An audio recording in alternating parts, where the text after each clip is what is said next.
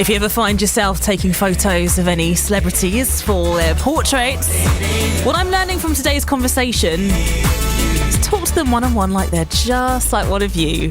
Don't talk to them about their work, don't elevate them as a star, and make sure that they're probably a musician and less likely an actor, because you might get more creative out of them. That's what we've been hearing from Hugo Burnand and Cambridge Jones, whose new podcast, Double Exposure, comes out tomorrow.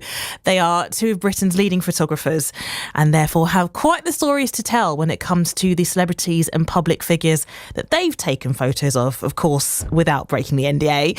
Now, on the podcast, I'm sure we'll hear about the funniest and the weirdest photo shoots, but I want to know, which has been the most powerful?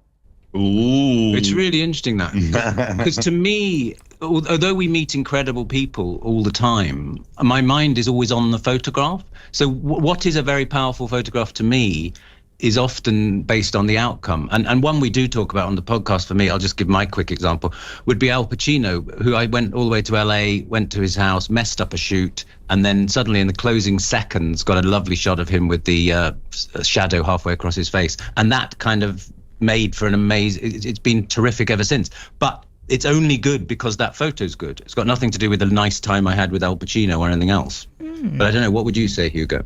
Well, it's very interesting. I mean, I have one particular photograph which I took, which definitely went viral and was used time and time again.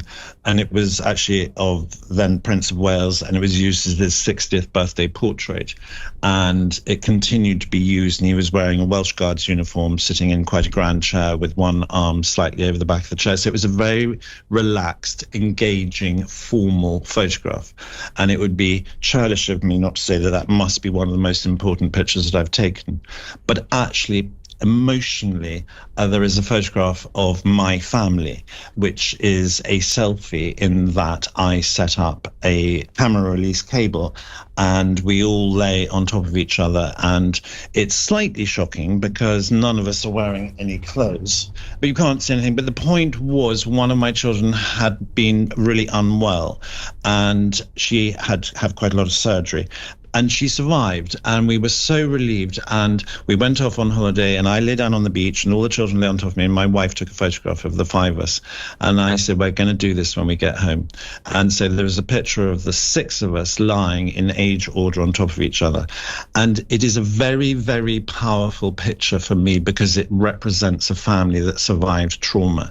And this whole thing about what value do portraits have, be they of an individual or a family or whatever, I think they are massively important. Sometimes they're like a visual family tree. Sometimes they're just a historical document. This is what I looked like when I was 60. This is what I looked like when I was 4. And that's part of my passion for portraiture, is getting some emotion into that picture, which the viewer absolutely feels when they look at the picture.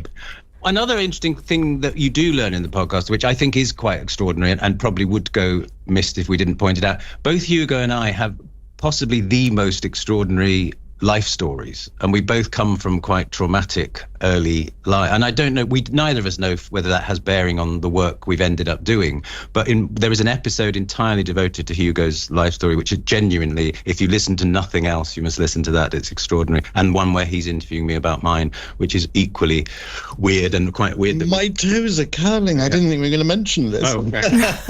But it is true, and I think it is quite interesting to have the backstory, which we're not trying to say this is why or this is because. It's just, everyone, doesn't matter who they are, they have their own personal story. And I think maybe our personal stories have helped us along the way of taking photographs of people because we have an empathy that is maybe exaggerated or under the magnifying glass. Just not for each other. Clearly makes for a very good podcast. This is Hugo Burnand and Cambridge Jones, two of Britain's leading photographers, and their podcast Double Exposure comes out tomorrow. Of course, you can find it on all your usual platforms where you get your podcasts, and they do have Q&A sections as well. So if you want to ask them any questions, you can drop them a message on their social media profiles, Hugo and Jones.